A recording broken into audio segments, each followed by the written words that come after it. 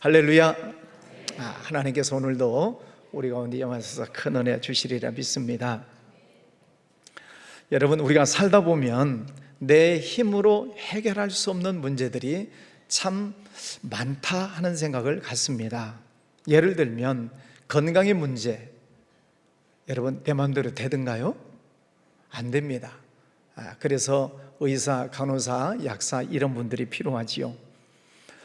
우리 교회 안에서도 안타깝지만 이 우울증 문제 때문에 또 힘들어 하시는 분들이 계셔요. 정신적인 문제인데 이것이 내 마음대로 또 안 돼요.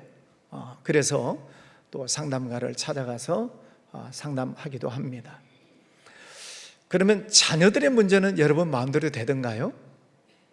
이것도 자녀도 내 마음대로 안 돼요. 그래서 또 선생님을 만나기도 하고 여러 가지 우리가 살면서 만나는 문제들이 참 많은데 내 마음대로 안 되는 경우들이 참 많습니다. 그렇다고 우리가 이 세상을 대충대충 얼렁뚱땅 살아갈 수는 없는 문제이지요. 내가 해야 할 일들이 얼마나 많습니까? 가정 일부터 시작을 해서 자녀의 문제, 직장의 문제, 또 사업의 문제, 인간관계, 건강 등등 해야 할 일들이 참 많습니다. 다 중요합니다. 어느 문제 하나 중요치 않은 것이 없습니다. 많은 사람들이 그럽니다. 내 인생은 나의 것이라고 이야기를 합니다. 질문합니다. 여러분의 인생이 여러분의 것입니까? 네, 그러면 여러분의 마음대로 돼야지요. 성경 공부를 하면서 이런 질문을 드린 적이 있습니다. 지금까지 살아오면서 단 한 번도 후회를 해본 적이 없으신 분 하고 질문을 하면 한 분도 손 드시는 분이 없습니다. 바꿔서 질문을 합니다. 그러면 지금까지 살면서 후회를 많이 해보신 분 손 들어보세요. 그러면은 두 손을 듭니다. 손가락을 헤아리면서 후회해 본 적이 이렇게 많습니다 라고 이야기를 합니다. 후회하지 않는 사람이 없습니다. 다시 또 질문을 하면 속으로 대답을 해보세요. 앞으로 살아가면서 또 후회하고 싶으신 분? 한 분도 안 계시죠? 네. 사람은 누구나 앞으로 살아가면서는 후회하지 않는 인생을 살고 싶다 하는 생각을 갖습니다. 그런데 여러분, 그 방법을 아십니까? 어떻게 살면 후회하지 않는다 방법을 알고 계십니까? 오늘은 그 말씀을 드리려고 합니다. 후회하지 않는 인생, 어떻게 하면 인생을 살아가면서 후회하지 않을까? 답을 말씀드릴까요?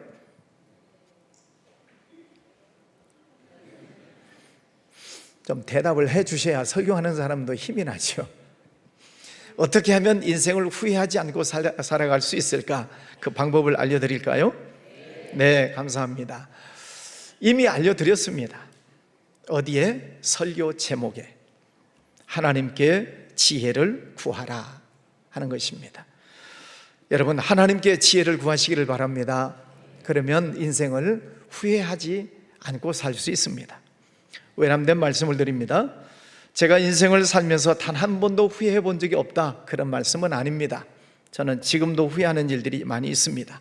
공부를 좀 더 많이 할 걸, 또 운동을 한 가지라도 꾸준하게 좀 할 걸, 악기를 좀 꾸준하게 잘 배울 걸 하는 이런 후회들이 지금도 있습니다. 그러나 단 한 가지 제가 후회하지 않는 것이 있습니다. 그것은 제가 목사 된 것, 이것은 한 번도 후회해 본 적이 없습니다. 중학교 3학년 때 얘기를 종종 말씀드리는데, 그때 은혜 받고 중학교 3학년 때 목사 돼야 되겠다라고 다짐한 일에 지금까지 단 한 번도 목사 일에 대해서 후회해 본 적이 없습니다. 고등학교를 졸업하고 신학교에 들어간 이후 지금까지 목표의 길을 가고 있습니다. 이 길에서 다른 길로 나가본 적이 없습니다. 다른 직장, 다른 일 해본 적이 없습니다. 오직 목회 길만 가고 있는데 감사한 것은 후회해 본 적이 없다 하는 것입니다. 지금도 하나님 앞에 저는 엎드려서 하나님, 저를 목사로 세워주신 것 감사합니다. 매일매일 감사하고 있습니다. 주님께서 부르시는 그날까지 또 이 직분을 가지고 늘 감사하고 또 열심히 사명을 잘 감당하려고 생각을 하고 있습니다. 여러분도 지금까지 잘 살아오셨겠지만 또 앞으로 살아가시는 날 속에 늘 감사가 있고 찬양이 있고 아멘 할 때까지 하겠습니다. 기쁨도 있고 행복도 있고 축복이 넘치는 그런 삶이 되시기를 바랍니다. 어떻게 해요? 하나님이 주시는 지혜로. 아멘. 네. 오늘 5절 말씀에 너희 중에 누구든지 지혜가 부족하거든 모든 사람에게 후히 주시고 꾸짖지 아니하시는 하나님께 구하라. 그리하면 주시리라. 사람들이 왜 어려움을 당합니까? 지혜가 없어서. 왜 사람들이 건강을 제때 못 챙깁니까? 지혜롭지 못해서. 왜 사람들이 돈을 잘 벌기도 하지만 잃어버리기도 합니까? 지혜가 없어서. 인간관계도 마찬가지, 손해보는 많은 일들도 마찬가지, 지혜가 없어서 이런 어려움을 당하는 때가 있습니다.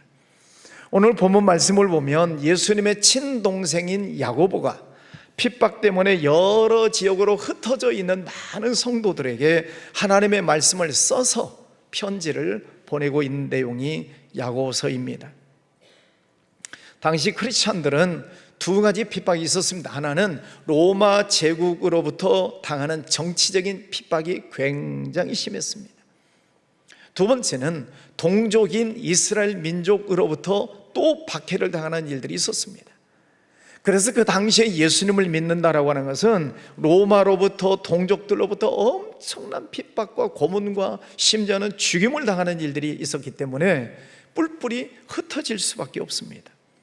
그래서 오늘 말씀해 보면은 여러 지역으로 흩어져 살고 있는 그 성도들에게 하나님의 말씀을 전한다는 것입니다.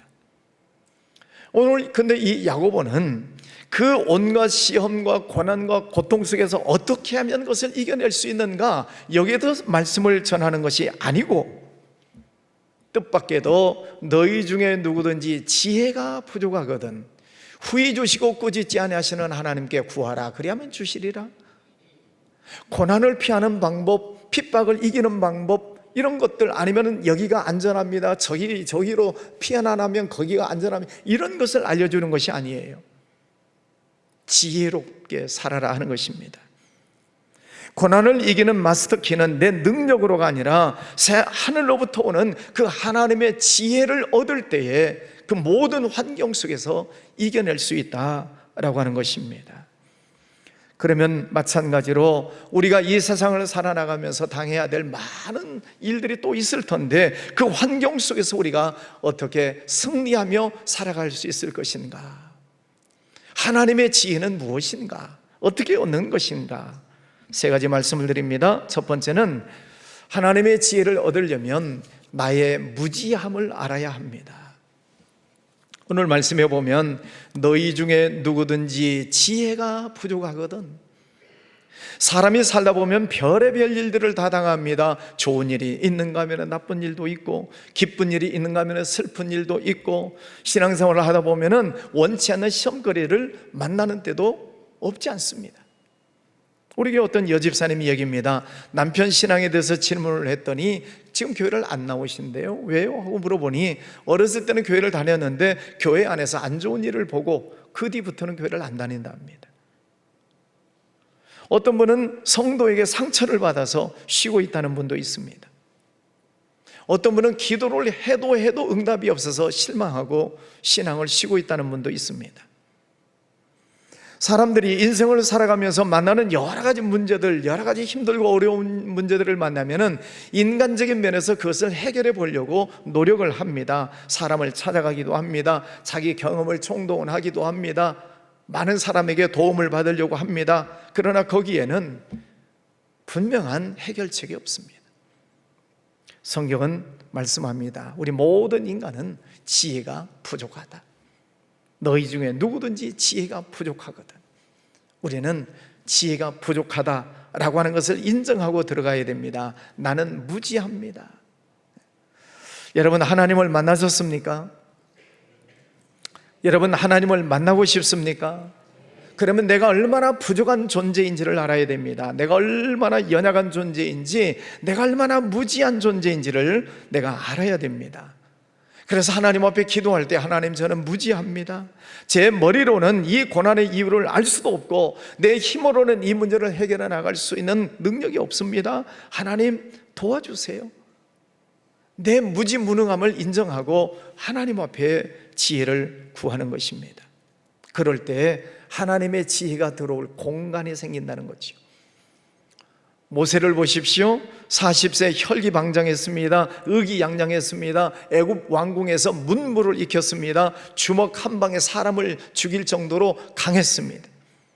자기 힘으로 그때 민족을 구할 줄 알았습니다.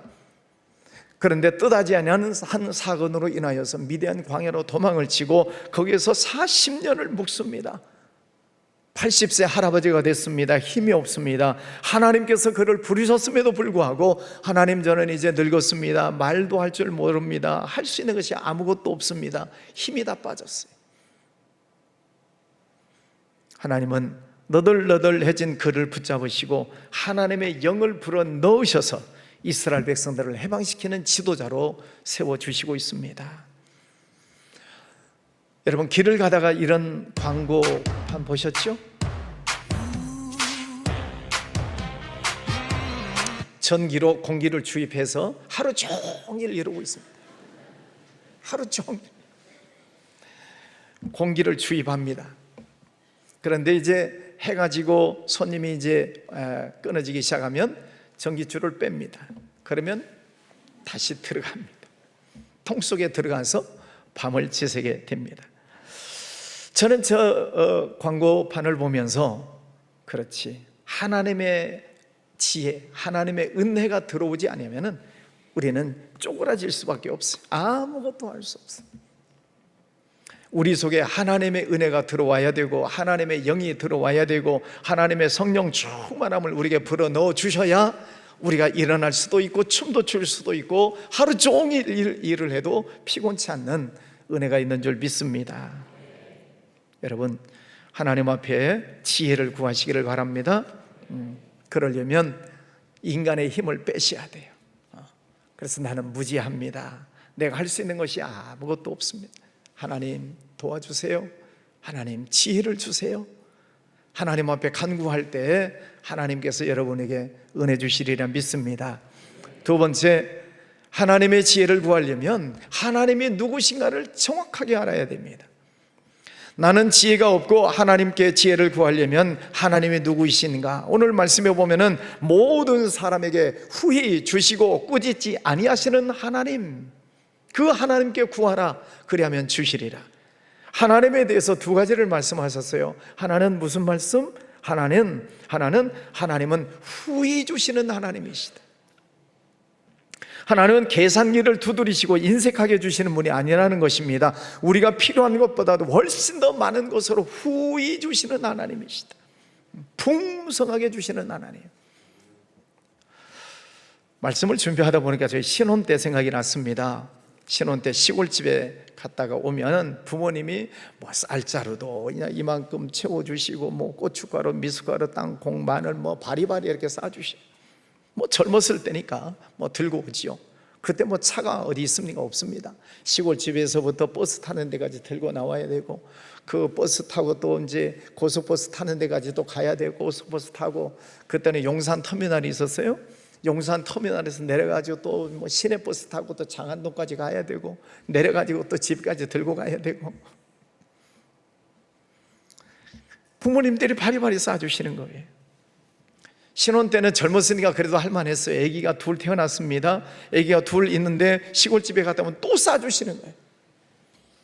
그러면 하나는 없고 하나는 뭐 걸리고 또 물건 들고 그리고 또 옮겨 다니는 거예요. 제가 뭘 말씀드리려고 하는가? 부모님은 자식에게 한없이 주고 싶어 하세요. 하나님은 우리에게 아낌없이 주고 싶어 하시는 분이 하나님이신 줄 믿습니다. 마태복음 7장 11절에 보면 너희가 악한 자라도 좋은 것으로 자식에게 줄 알거든 하물며 하늘에 계신 너희 아버지께서 구하는 자에게 좋은 것으로 주시지 않겠느냐. 하나님은 우리에게 좋은 것을 주시는 하나님. 악한 자라도 자식에게는 좋은 것으로 줄 알거든. 하물며 하나님께서 자녀에게, 구하는 자에게 좋은 것을 주시지 않겠느냐. 여러분, 우리가 구하면 하나님은 후히 주시고 더 좋은 것으로 주시는 하나님이심을 믿으시기를 바랍니다. 하나님은 기도하면 응답해 주신 줄 믿습니까? 네. 두 번째는 하나님은 꾸짖지 아니하시는 하나님이시다. 너는 왜 또 지혜가 없어서 왜 또 이렇게 넘어졌냐? 왜 진작 오지 않았냐? 하나님은 책망하지 않으세요. 꾸짖지 아니하세요. 부족한 모습 있는 그대로 하나님 앞에 와도 하나님은 언제나 우리를 품에 안아주시는 하나님이심을 성경에서 많이 말씀해 주시고 있습니다. 하나님 앞에 오기만 하면 얼마든지 하나님은 우리를 안아주시고 또 감싸주시고 축복해 주시는 하나님이심을 성경은 말씀하고 있습니다. 여러분, 우리가 살다 보면 실수 없는 사람이 어디 있어요? 잘못하지 않는 사람이 어디 있어요? 알고도 짓고 모르고도 짓고 그런 죄 속에서 우리가 늘 살아갑니다. 그렇다고 하나님께서 그때마다 진노하시나요? 아닙니다. 하나님은 진노하시는 하나님이 아니세요.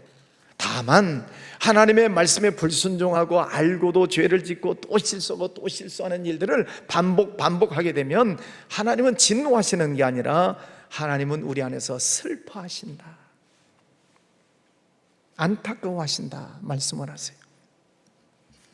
여러분, 하나님께서 우리 안에 계셔서 우리의 심령을 늘 살피고 계심을 믿습니까? 네. 어떤 분들은 이게 안 믿어진대요. 도대체 눈에 안 보이는 하나님이 내 안에 계시는지 안 계시는지 잘 모르시겠대요.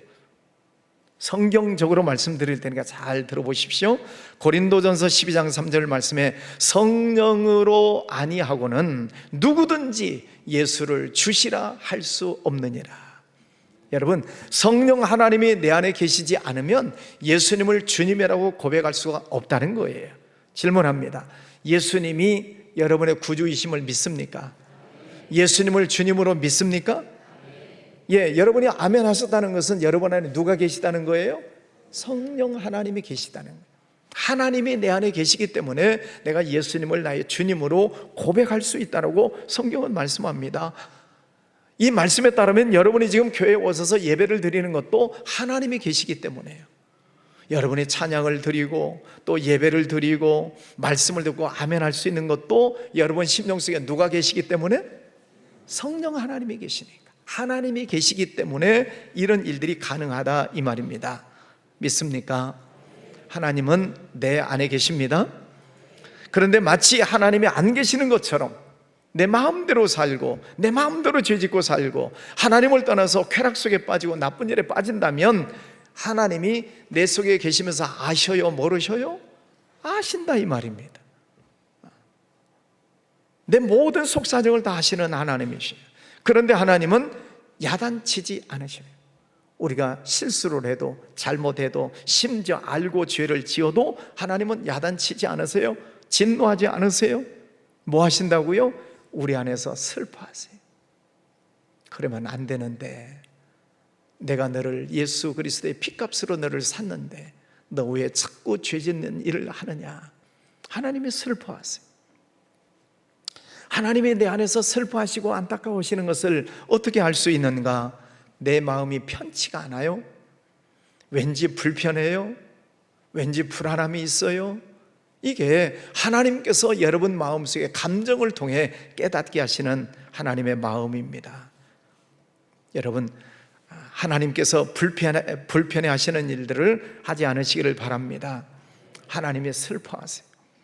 하나님은 당장 꾸짖지는 않으시지만은 속에서 안타까워하신다는 것입니다. 그러시면서 하나님은 우리에게 계속 돌아오라고 사인을 주세요. 하나님을 떠났을 때 마음에 불편함이 있다면, 마음속에 불안함이 늘 있다면 빨리 깨닫고 돌아오셔야 됩니다. 그때가 은혜 때다라고 성경은 말씀합니다. 하나님께서 사인을 계속 주셔요. 돌아오라고, 깨닫고 돌아오라고 사인을 주시는데 깨닫지 못하면 문제가 생기기 시작합니다.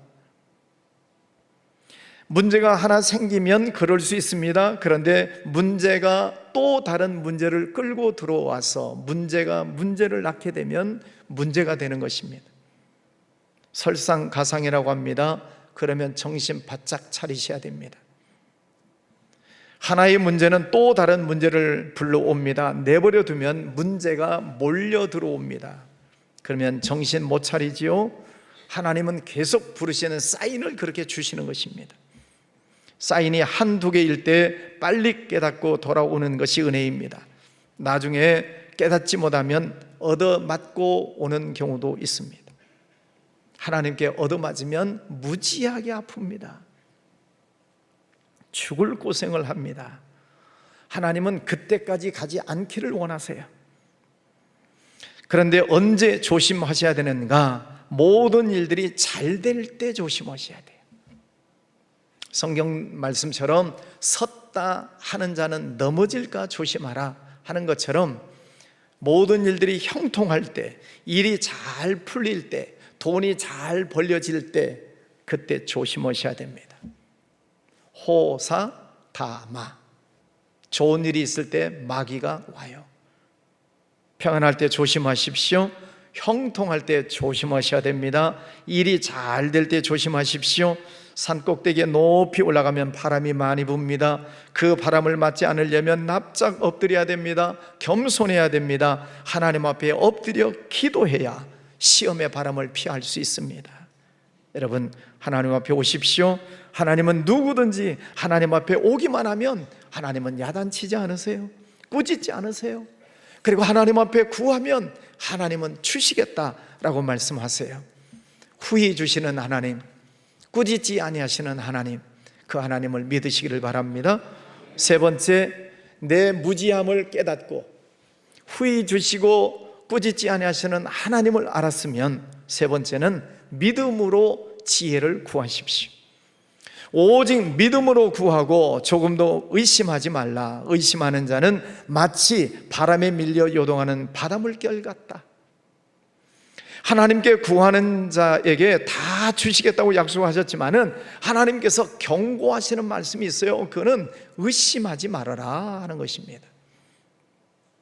성경은 의심하며 구하는 자를 향해서 무엇이든지 주께 얻기를 생각하지 말아라.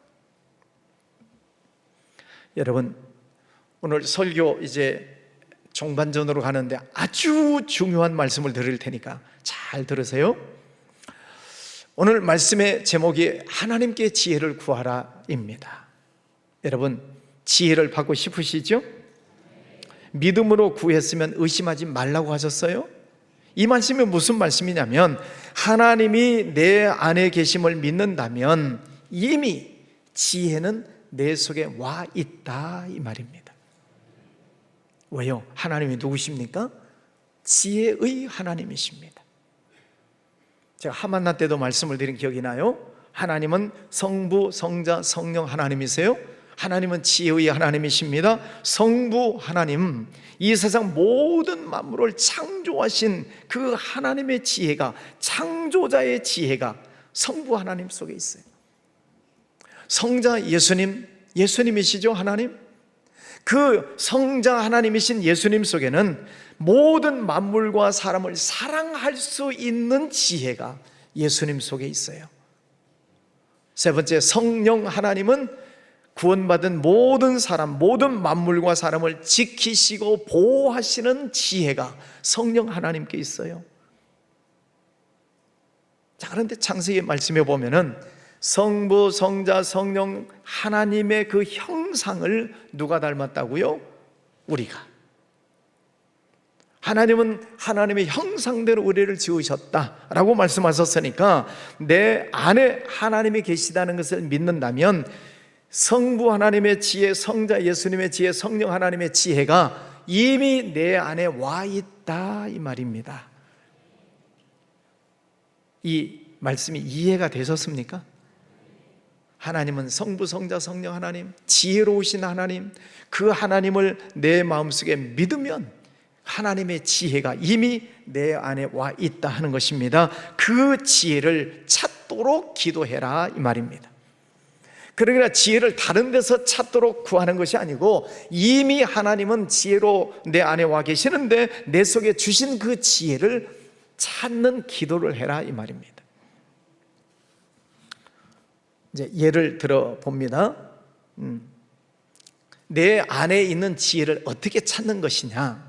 예를 들어 말씀을 드리면 28년 전 개척을 했습니다. 모든 게 막막하지요.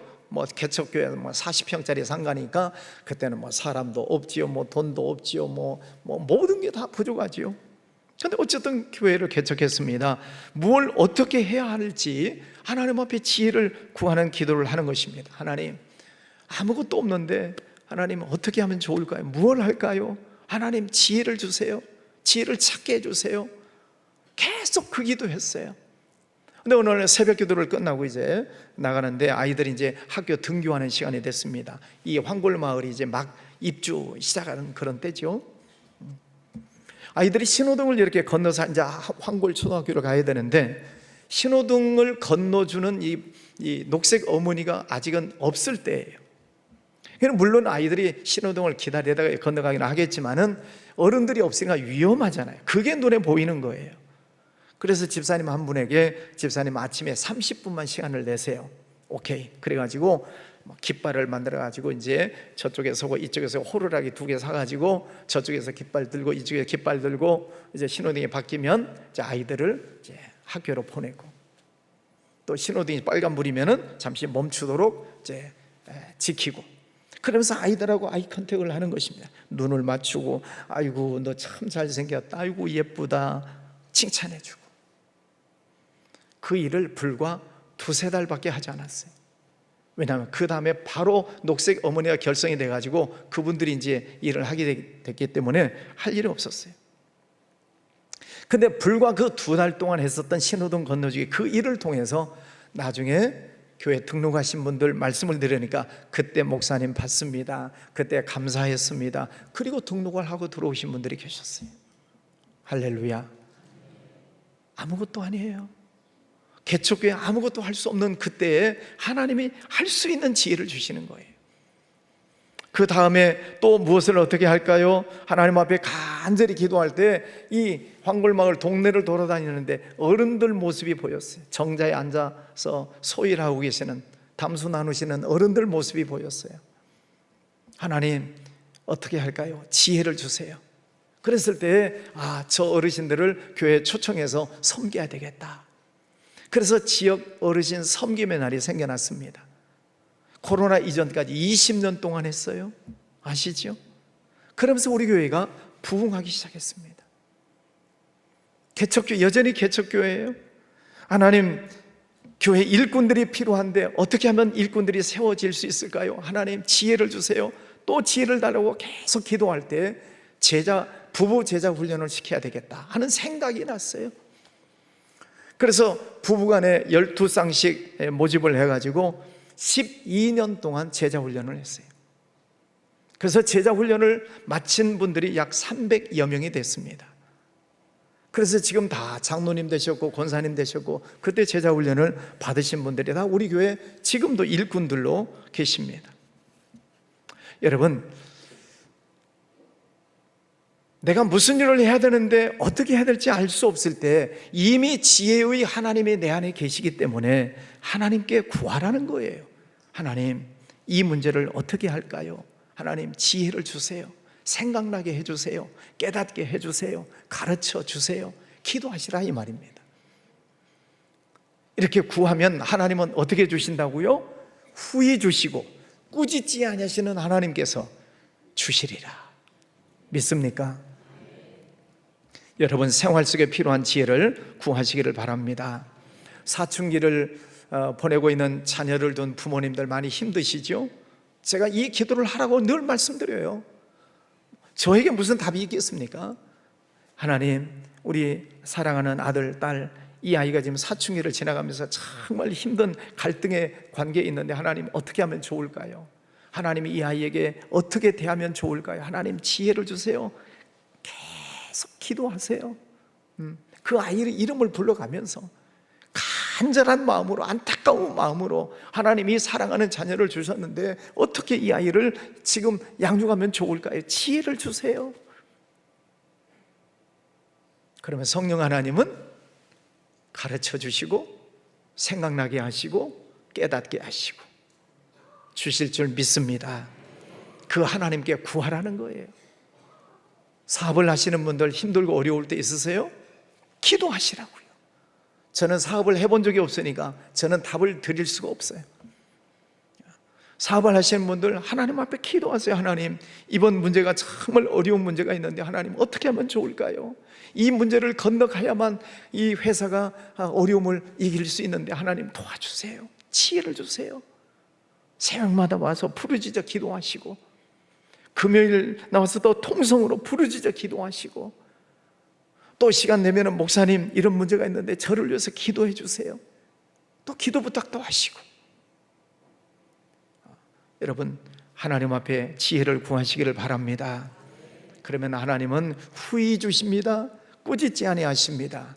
구하면 주실 줄 믿습니다.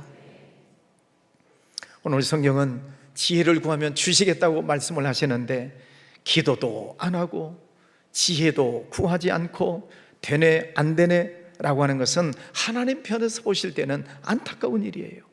하나님은 지혜의 하나님이십니다. 구하면 주시겠다고 하시는데 구하지도 않고 포기하면 하나님이 얼마나 안타까워하시겠습니까? 정리합니다. 여러분, 하나님을 아버지로 믿습니까? 예수님을 구세주로 믿습니까? 성령 하나님이 내 안에 계심을 믿습니까? 그러면 하나님의 지혜가 이미 내 안에 와 있습니다. 하나님의 지혜가 내 안에 있어요. 아멘이십니까? 그런데 내 속에 담아놓으신 이 지혜를 찾는 기도를 하셔라, 이 말입니다. 하나님, 내 속에 있는 지혜를 찾게 해주세요. 생각나게 해주세요. 깨닫게 해주세요. 가르쳐 주세요. 계속 기도하면 하나님께서 주신다, 많이 주신다, 엄청 많이 주신다, 후히 주신다, 후히 주신다. 구하는 것보다도 더 많은 것으로 주신다. 할렐루야. 그 하나님 우리 아버지십니다. 그 하나님을 믿으시고 여러분 모든 삶 속에서 하나님의 지혜를 받으셔서 여러분 삶 속에 늘 기쁨이 있고 감사가 있고 축복이 넘치는 복된 삶이 되시기를 주의 이름으로 축원합니다. 기도합니다. 거룩하신 아버지 하나님, 감사합니다. 우리가 세상을 살다 보면 참 많은 일들을 만나고 또 다른 문제를 만나는 때가 많습니다. 그때마다 지혜가 필요한데, 너희 중에 누구든지 지혜가 부족하거든 하나님께 구하라. 그리하면 후히 주시고 꾸짖지 아니하시는 하나님께서 주신다고 약속하셨습니다. 아버지, 어떤 문제 앞에 낙심치 않고 좌절하지 않고 이제 하나님 앞에 나와서 지혜를 구하겠습니다. 간절히 기도할 때 하늘 문을 열어주시옵소서. 우리 마음의 문도 열어주시옵소서. 이미 우리 안에 지혜의 하나님으로 와 계신 하나님의 음성을 듣게 하여 주시옵소서. 문제를 해결해 나가며 지혜롭게 세상을 살아나가며 하나님께 영광 올려드리는 복된 삶이 되게 해 주시옵소서. 예수님 이름으로 기도했습니다. 아멘.